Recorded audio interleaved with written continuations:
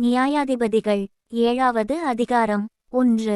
அப்பொழுது கிதியோனாகிய யெருபாகாலும் அவனோடிருந்த ஜனங்கள் யாவரும் காலமே எழுந்து புறப்பட்டு ஆரோத் என்னும் நீரூற்றின் கிட்ட பாளையமிறங்கினார்கள். மீதியானியரின் பாளையம் அவனுக்கு வடக்கே மோரே மேட்டிற்கு பின்னான பள்ளத்தாக்கிலே இருந்தது. 2. அப்பொழுது கர்த்தர் கிதியோனை நோக்கி, நான் மீதியானியரை உன்னோடிருக்கிற ஜனத்தின் கையில் ஒப்புக்கொடுக்கிறதற்கு அவர்கள் மிகுதியாயிருக்கிறார்கள். என் கை என்னை இரட்சித்தது என்று இஸ்ரவேல் எனக்கு விரோதமாக வீம்பு பேசுகிறதற்கு இடமாகும். 3. ஆகையால் பயமும் திகிலும் உள்ளவன் எவனோ அவன் திரும்பி கீலேயாத் மலைகளிலிருந்து விரைவாய் ஓடிப்போகக் கடவன் என்று நீ ஜனங்களின் செவிகள் கேட்க பிரசித்தப்படுத்து என்றார். அப்பொழுது ஜனத்தில் 20,000 பேர் திரும்பி போய்விட்டார்கள், 10,000 பேர் மீதியாயிருந்தார்கள். 4. கர்த்தர் கிதியோனை நோக்கி, ஜனங்கள் இன்னும் அதிகம், அவர்களை தண்ணீரண்டைக்கு இறங்கி போக பண்ணு, அங்கே அவர்களை பரீட்சித்துக் காட்டுவேன். உன்னோடே கூட வரலாம் என்று நான் யாரைக் குறிக்கிறேனோ அவன் உன்னோடே கூட வரக்கடவன், உன்னோடே கூட வரலாகாது என்று நான் யாரைக் குறிக்கிறேனோ அவன் உன்னோடே கூட வராதிருக்க கடவன் என்றார். 5. அப்படியே அவன் ஜனங்களை தண்ணீரண்டைக்கு இறங்கி போக பண்ணினான். அப்பொழுது கர்த்தர் கிதியோனை நோக்கி, தண்ணீரை ஒரு நாய் நக்கும் பிரகாரமாக அதைத் தன் நாவினாலே நக்குகிறவன் எவனோ அவனை தனியேயும், குடிக்கிறதற்கு முழங்கால் ஊன்றி குனிகிறவன் எவனோ அவனை தனியேயும் நிறுத்து என்றார். 6. தங்கள் கையால் அள்ளி தங்கள் வாய்க்கெடுத்து நக்கிக்கொண்டவர்களின் இலக்கம் 300 பேர். மற்ற ஜனங்களெல்லாம் தண்ணீர் குடிக்கிறதற்கு முழங்கால் ஊன்றி குனிந்தார்கள். 7. அப்பொழுது கர்த்தர் கிதியோனை நோக்கி, நக்கிக் குடித்த அந்த 300 பேராலே நான் உங்களை இரட்சித்து மீதியானியரை உன் கையில் ஒப்புக்கொடுப்பேன். மற்ற ஜனங்களெல்லாரும் தங்கள் தங்கள் இடத்திற்கு போகக்கடவர்கள் என்றார். 8. அப்பொழுது ஜனங்கள் தங்கள் கையில் தின்பண்டங்களையும் எக்காளங்களையும் எடுத்துக்கொண்டார்கள். மற்ற இஸ்ரவேலரெல்லாரையும் தங்கள் தங்கள் கூடாரங்களுக்கு அனுப்பிவிட்டு அந்த 300 பேரை மாத்திரம் வைத்துக்கொண்டான். மீதியானியரின் சேனை அவனுக்கு தாழ்விடமான பள்ளத்தாக்கில் இருந்தது. 9. அன்று ராத்திரி கர்த்தர் அவனை நோக்கி, நீ எழுந்து அந்தச் சேனையினிடத்திற்கு போ, அதை உன் கையில் ஒப்புக்கொடுத்தேன்.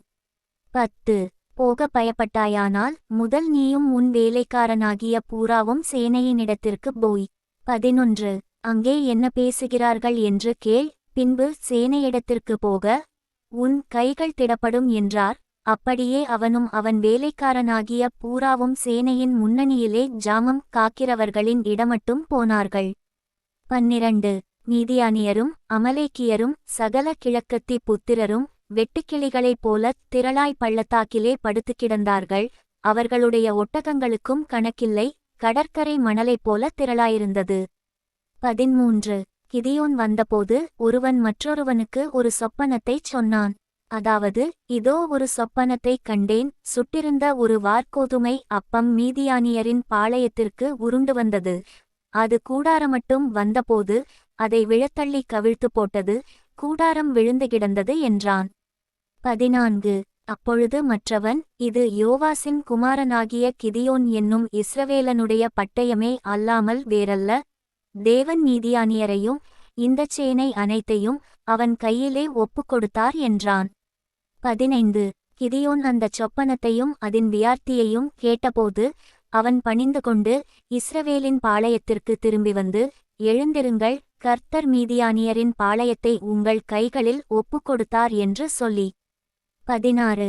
அந்த 300 பேரை 3 படையாக வகுத்து அவர்கள் ஒவ்வொருவன் கையிலும் ஒரு எக்காளத்தையும் வெறும் பானையையும் அந்த பானைக்குள் வைக்கும் தீவட்டியையும் கொடுத்து. 17. அவர்களை நோக்கி, நான் செய்வதை பார்த்து அப்படியே நீங்களும் செய்யுங்கள். இதோ நான் பாளையத்தின் முன்னணியில் வந்திருக்கும்போது நான் எப்படிச் செய்கிறேனோ அப்படியே நீங்களும் செய்ய வேண்டும். 18. நானும் என்னோடே இருக்கும் சகலமான பேரும் எக்காளம் ஊதும்போது நீங்களும் பாளையத்தைச் சுற்றி எங்கும் எக்காளங்களை ஊதி கர்த்தருடைய பட்டயம் கிதியோனுடைய பட்டயம் என்பீர்களாக என்று சொன்னான். 19. நடுஜாமத்தின் துவக்கத்தில் ஜாமக்காரரை மாற்றி வைத்த பின்பு கிதியோனும் அவனோடிருந்த 100 பேரும் அந்த ஜாமத்தின் துவக்கத்திலே பாளையத்தின் முன்னணியில் வந்து எக்காளங்களை ஊதி தங்கள் கையிலிருந்த பானைகளை உடைத்தார்கள். 20.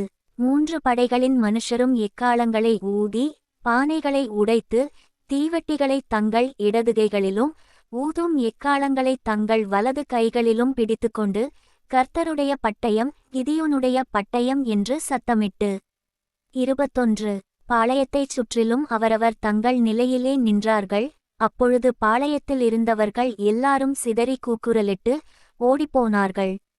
22 300 பேரும் எக்காளங்களை ஊதுகையில் கர்த்தர் பாளையமெங்கும் ஒருவர் பட்டயத்தை ஒருவருக்கு விரோதமாய் ஓங்கப்பண்ணினார். சேனையானது சேரோத்திலுள்ள பெச்சித்தா மட்டும் தாபாத்திற்குச் சமீபமான ஆபேல்மேகொலாவின் எல்லை மட்டும் ஓடிப்போயிற்று. 23 அப்பொழுது நப்தலி மனுஷரும் ஆசேர் மனுஷரும் மனாசேயின் சகல மனுஷருமாகிய இஸ்ரவேலர் கூடிவந்து மீதியானியரை பின் தொடர்ந்து போனார்கள்.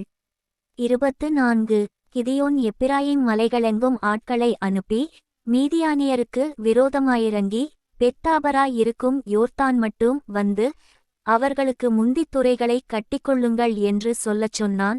அப்படியே எப்பிராயீமின் மனுஷர் எல்லாரும் கூடி பெத்தாபராய் இருக்கும் யோர்தான் மட்டும் வந்து துறைகளை கட்டிக்கொண்டு 25 மீதியானியரின் 2 அதிபதிகளாகிய ஓரேபையும் சேபையும் பிடித்து ஓரேபை ஓரேப் என்னப்பட்ட கன்மலையிலும் சேபை சேப் என்னப்பட்ட ஆலையிலும் கொன்று போட்டு மீதியானியரை துரத்தி ஓரேப் சேப் என்பவர்களின் தலைகளை யோர்தானுக்கு இக்கரையிலிருந்த கிதியோனிடத்துக்கு கொண்டு வந்தார்கள்.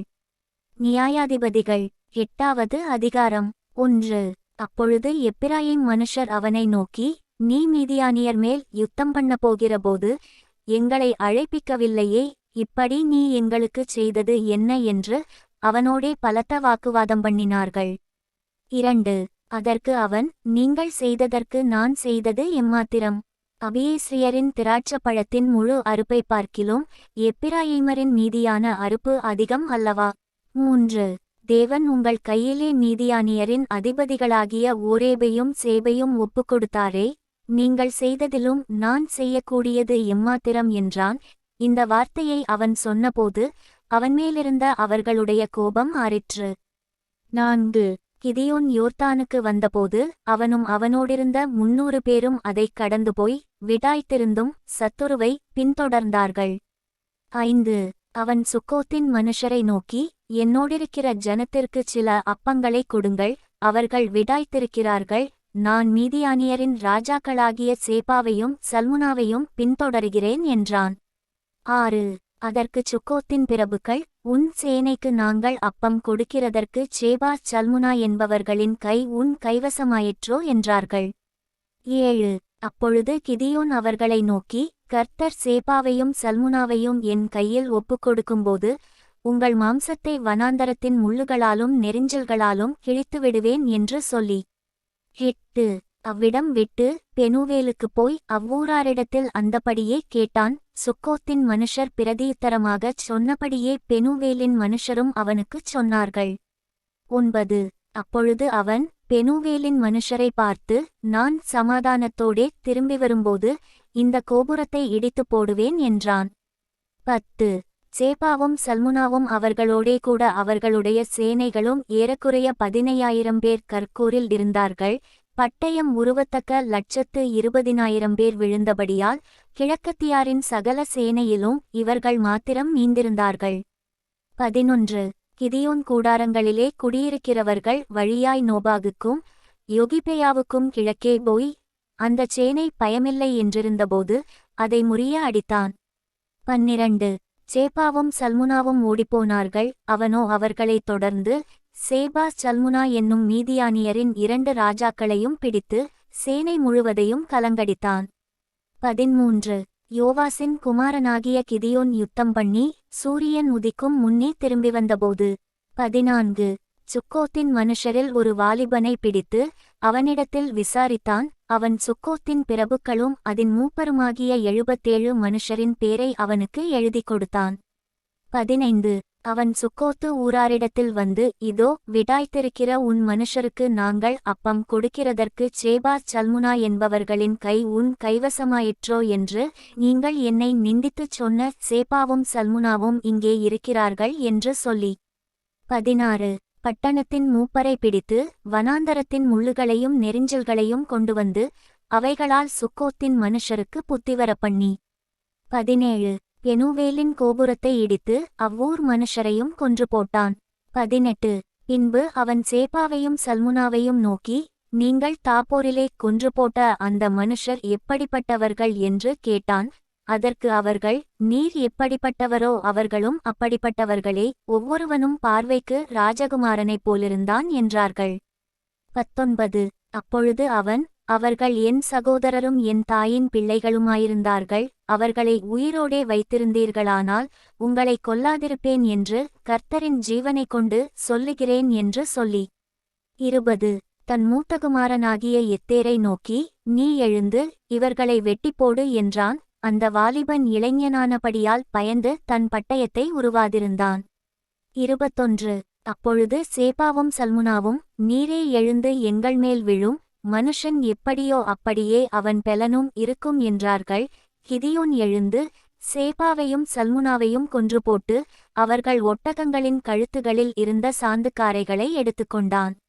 22 அப்பொழுது இஸ்ரவேல் மனுஷர் கிதியோனை நோக்கி, நீர் எங்களை மீதியானியர் கைக்கு நீங்களாக்கிவிட்டபடியினால் நீரும் உம்முடைய குமாரனும் உம்முடைய குமாரனின் குமாரனும் எங்களை ஆளக்கடவீர்கள் என்றார்கள். 23 அதற்கு கிதியோன், நான் உங்களை ஆளமாட்டேன், என் குமாரனும் உங்களை ஆளமாட்டான், கர்த்தரே உங்களை ஆளுவாராக என்றான்.